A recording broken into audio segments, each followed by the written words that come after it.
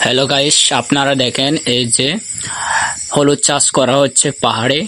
এই প্রত্যন্ত অঞ্চলে হচ্ছে পাহাড়িরা কষ্টের সাথে বসবাস করে যাচ্ছে। তো আপনারা দেখতে পাচ্ছেন কত বড় পাহাড়। এই পাহাড়ে হচ্ছে উঁচু চড়াই হচ্ছে বেয়ে বেয়ে পাহাড়িরা হচ্ছে জুম চাষ করে আর হলুদ লাগায়। এখানে নানা ধরনের ফলমূল দিয়ে থাকে, যেমন শসা, মিষ্টি কুমড়া আর হরেক রকমের পাহাড়ের সবজি। তো আপনারা দেখতে পাচ্ছেন পাহাড়ে কলা বাগান।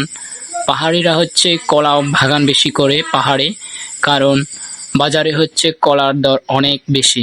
তো গাইস, আপনারা দেখতেছেন আবার এখানে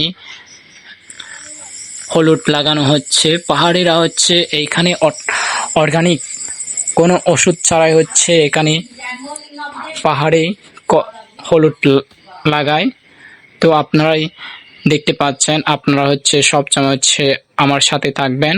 আমি সবসময় আপনাদের হচ্ছে পাহাড়ের কিছু মানুষের দৃশ্য বা তাদের জীবন নিয়ে তুলে ধরতে চাই। ও গাইস, দেখেন এখানে হচ্ছে এই পাহাড়ে হলুদ চাষের জন্য হচ্ছে আগাছা পরিষ্কার করার জন্য ওষুধ দেওয়া হয়।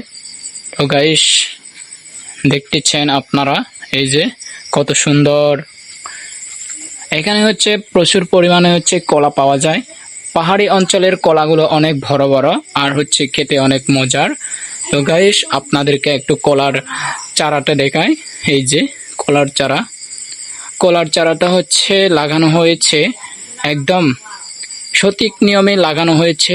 তারা হচ্ছে কলার চারার পাশাপাশি এখানে আম বাগান আর হচ্ছে অনেক ধরনের বাগান ফলমূল চাষ করে থাকে। তো আপনারা দেখতেছেন এই বাগানে এক কথায় হচ্ছে এই বাগানকে মিশ্র বাগান বা মিশ্র চাষ বলা যায়। তো এখানে বেশিরভাগ হচ্ছে হলুদ চাষ করা হয়। হলুদ হচ্ছে বাজারে প্রচুর পরিমাণে দাম পাওয়া যায়। হলুদগুলা হচ্ছে তারা প্রথমে হচ্ছে লাগাবে, এরপর হচ্ছে এই হলুদগুলার থেকে হচ্ছে ফুল বাইর হবে। এই ফুলগুলো হচ্ছে তারা বাজারে বিক্রি করে আর হচ্ছে হলুদগুলো করে তারপর শুকিয়ে তারপর হচ্ছে বাজারে বিক্রি করে।